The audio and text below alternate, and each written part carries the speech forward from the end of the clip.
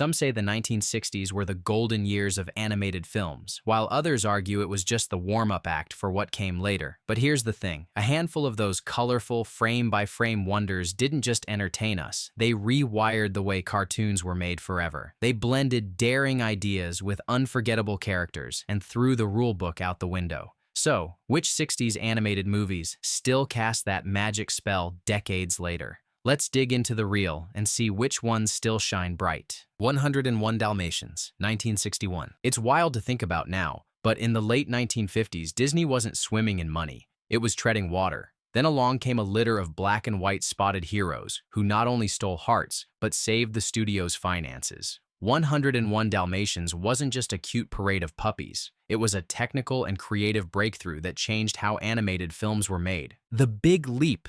Disney dropped the painstaking, time-consuming hand-inking process and embraced Xerox technology. This allowed animators' original pencil lines to be transferred directly onto cells, preserving the energy of their sketches and cutting production costs dramatically. That's why the movie has that loose, sketchy charm. It was a modern edge that also kept the lights on at Disney. And then there's Cruella de Vil. With her jagged silhouette, wild hair, and high-octane voice, she became one of Disney's most unforgettable villains. So magnetic, she almost overshadows the 101 dogs she's chasing. The London backdrop gave the film a grounded mid-century flair, pulling Disney away from the fairy tale castles and into a contemporary, urban setting.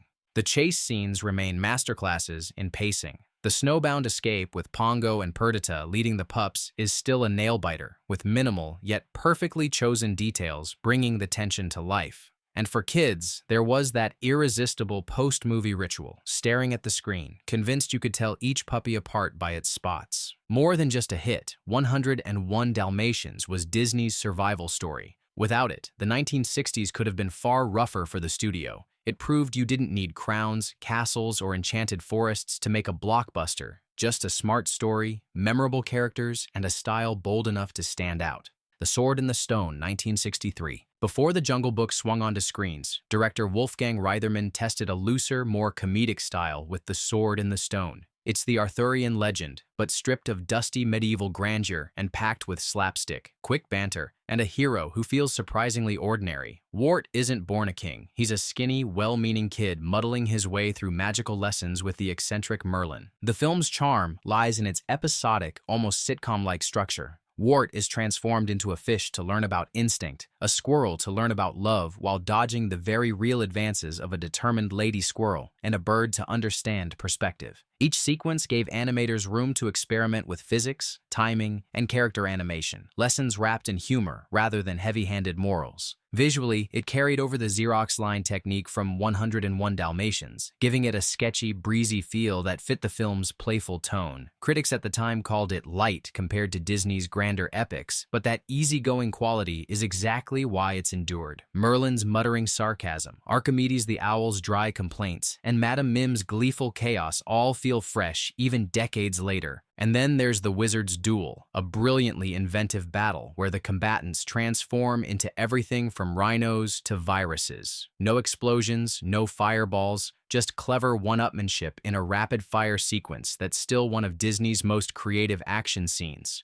The Sword and the Stone proved you could retell a classic legend without turning it into a solemn history lesson. It embraced whimsy without losing its heart, and for generations of kids, it made learning, whether about courage, wit, or avoiding hungry pikes, feel like the kind of adventure you didn't want to end. The Jungle Book, 1967. When you talk about pure fun in 60s animation, The Jungle Book is impossible to ignore. This was the last film personally supervised by Walt Disney, and it's as much about personality as it is about plot. Rudyard Kipling's darker novel was reworked into a loose, jazz-infused buddy adventure where Mowgli meets a parade of unforgettable characters on his way out of the jungle. The movie thrives on its character animation. Baloo isn't just a bear, he's a masterclass in laid-back body language. Bagheera moves with sleek precision, Shere Khan oozes aristocratic menace, and King Louie practically dances off the screen. The voice casting, Phil Harris, Sebastian Cabot, George Sanders, and Louis Prima, brought a distinct, ad-libbed energy that was rare for Disney at the time. And then there's the music.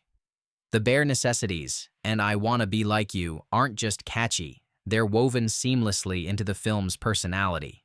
The songs don't stop the story, they are the story.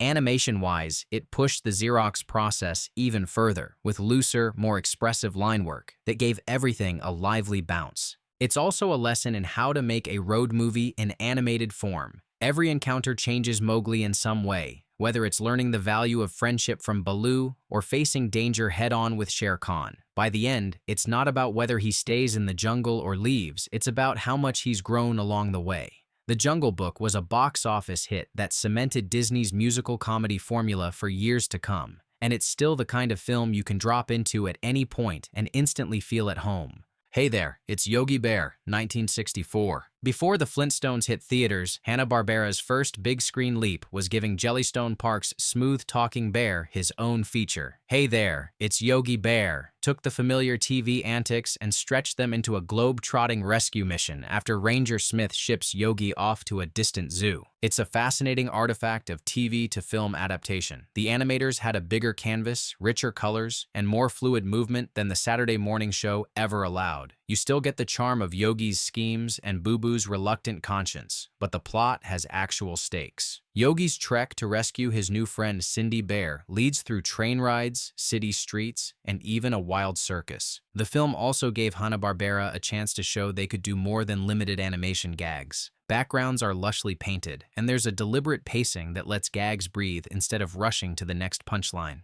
And for fans used to the TV version, hearing the characters in full stereo sound was a novelty in itself. It might not have rewritten animation technology like Disney's films, but it showed that TV characters could make the jump to theatrical screens and hold their own. Plus, if you were a kid in the mid-60s, it was pure joy seeing Yogi outsmart everyone on a bigger stage. Even today, it's a reminder that sometimes a bear's gotta leave the picnic basket behind and take the long road just to prove he's smarter than the average bear. A Man Called Flintstone, 1966. If you ever wondered what would happen if Bedrock's favorite caveman became an international spy, this movie has your answer. A Man Called Flintstone turned Fred, Wilma, Barney, and Betty into globe-trotting adventurers in a spoof of James Bond fever. Fred is mistaken for a super spy named Rockslag, and suddenly the modern Stone Age family is wrapped up in a chase across Europe. From a production standpoint, this was Hanna-Barbera flexing their theatrical muscles. The animation is richer than the TV series, the backgrounds are full of detail, and the action scenes have a cinematic flair the small screen couldn't handle. The humor comes from how absurdly the Stone Age tech adapts to the spy genre. Stone gadgets, dinosaur-powered vehicles, and villains plotting in prehistoric lairs. The movie also packed in musical numbers, each with that mid-60s pop influence that made them feel like part of the decade's cultural moment. It's campy, sure, but in the best way possible. You're not watching it for high drama. You're there for the sight of Fred dodging bad guys while still managing to bungle a romantic weekend with Wilma. A Man Called Flintstone proved that animated TV properties could spoof pop culture trends as well as any live-action film.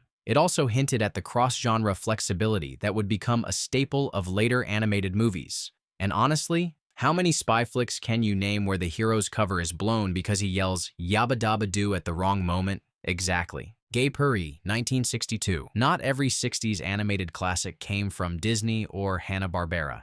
Purr-ee was the brainchild of UPA, the same studio that gave us Mr. Magoo, and it's a rare case where an American animated feature went toe-to-toe with Disney in artistry. Set in turn-of-the-century France, it follows Musette, a small-town cat who dreams of sophistication in Paris, only to find herself in the clutches of a scheming cat named Meow Rice. The big twist? The songs were written by Harold Arlen and E.Y. Harburg, the same duo behind The Wizard of Oz. Judy Garland voiced Musette, bringing a warm, wistful charm to the role, while Robert Goulet and Red Buttons rounded out the cast. This was no cheap kiddie flick. Its backgrounds were painted in bold, impressionistic colors that looked like moving fine art. The cityscapes of Paris practically shimmer off the screen, and the stylized animation gave it a modern, elegant edge. The story might have a fairy tale heart, but it's laced with sly humor and a touch of danger. Unlike many animated films of the time, Purr-ee wasn't afraid to slow down for mood or let the art take center stage. It didn't make a fortune at the box office,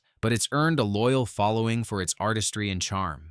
Gay Purr-ee is proof that the 60s weren't a one-studio decade. It's an underdog film, beautifully crafted, musically rich, and so confident in its style that it doesn't need to chase Disney's formula. If you've never seen Judy Garland voice a singing Parisian cat, you're missing out on one of animation's most unexpected gems. Yellow Submarine 1968. If Disney films were like polished Broadway musicals, Yellow Submarine was a psychedelic rock concert splashed across the screen. Produced by King Features and inspired by the Beatles' music, it's a surreal voyage through Pepperland, a colorful utopia invaded by the music-hating Blue Meanies. What makes Yellow Submarine a landmark isn't just its association with the Beatles, it's the way it pushed animation into the realm of pop art. Director George Dunning and his team threw out conventional realism in favor of kaleidoscopic visuals, trippy transitions, and a style that felt ripped from the pages of an art school sketchbook.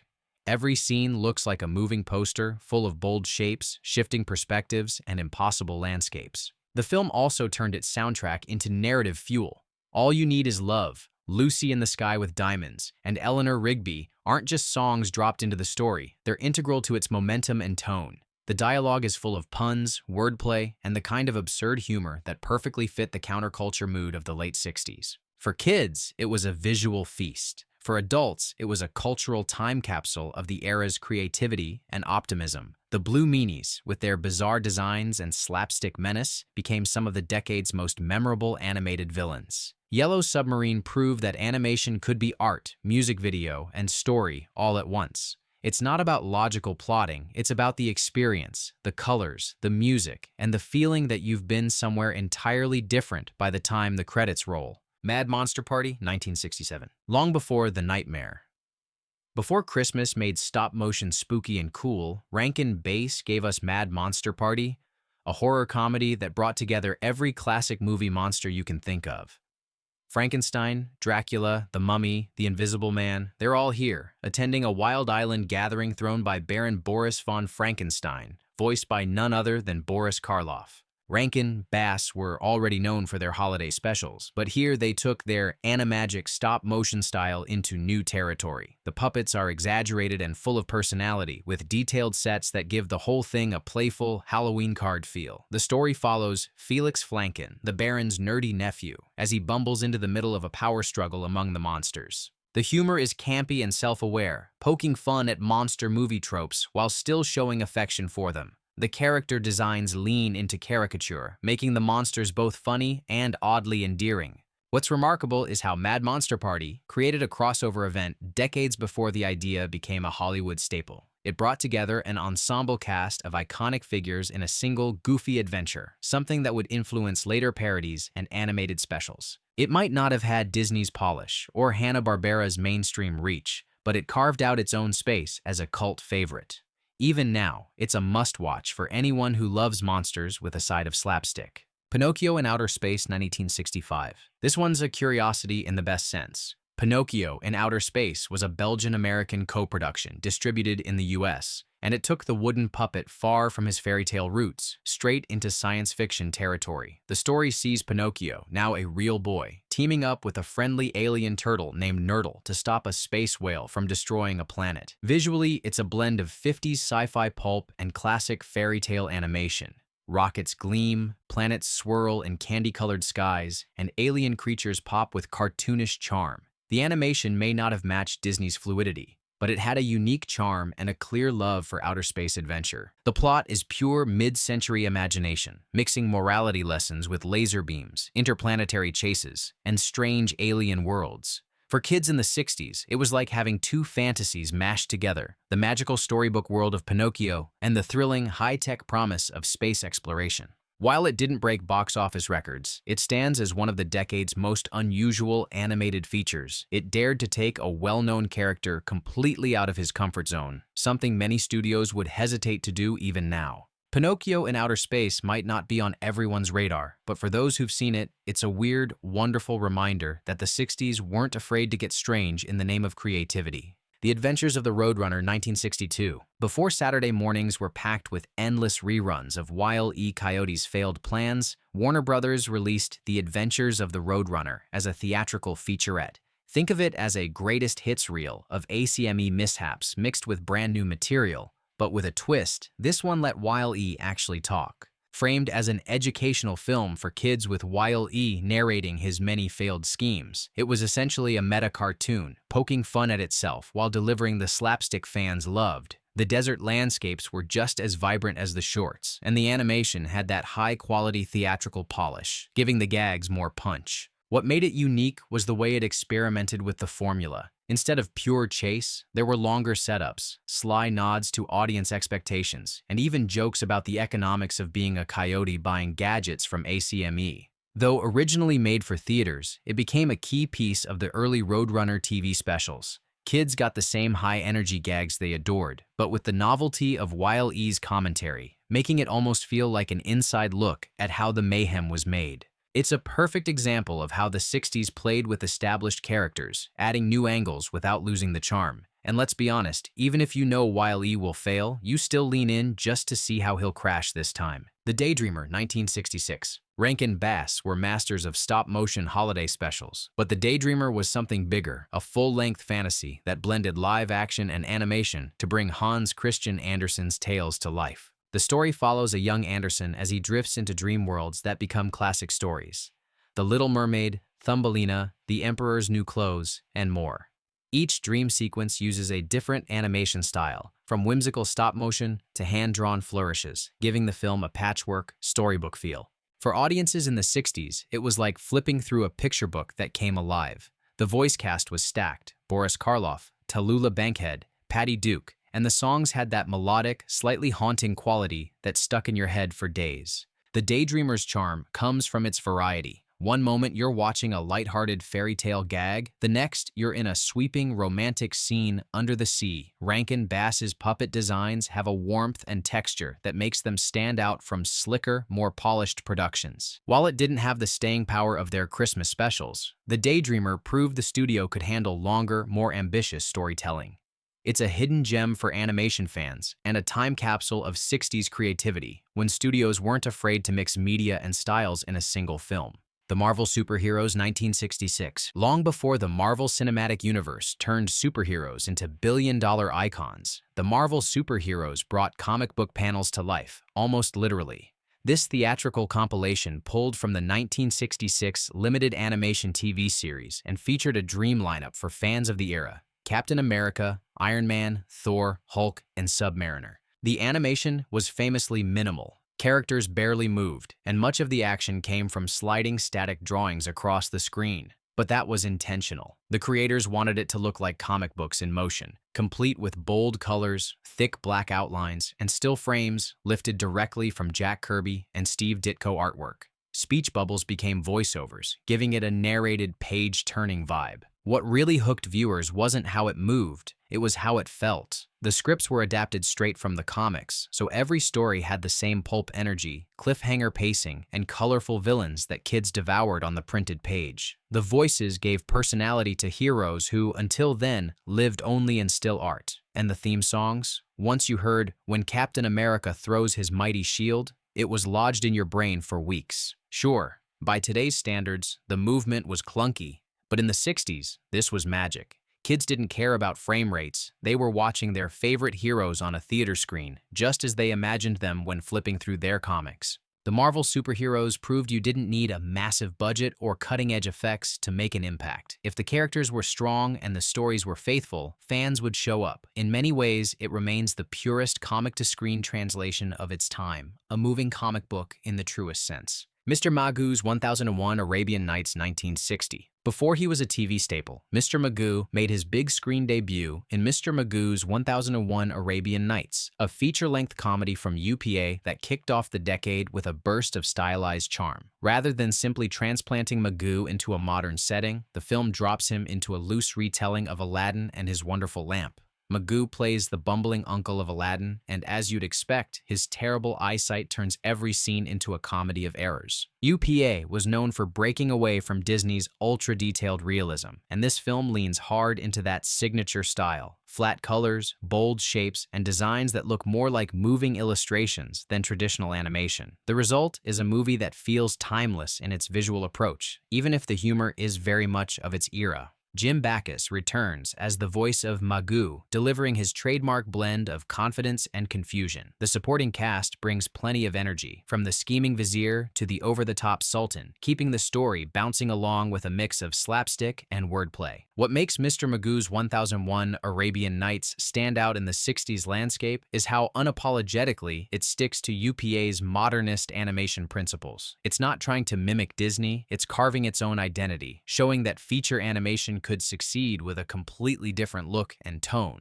While it didn't ignite a wave of Magoo films, it remains a fascinating snapshot of early 60s American animation. For fans, it's a chance to see a TV favorite given the theatrical treatment. For animation history buffs, it's proof that the decade's creativity started strong right from the opening year. From jungle swinging bears to psychedelic submarines, these 60s animated movies weren't just entertainment. They were experiments, risks, and milestones that shaped everything that came after. They proved cartoons could be art, pop culture, satire, and pure fun all at once.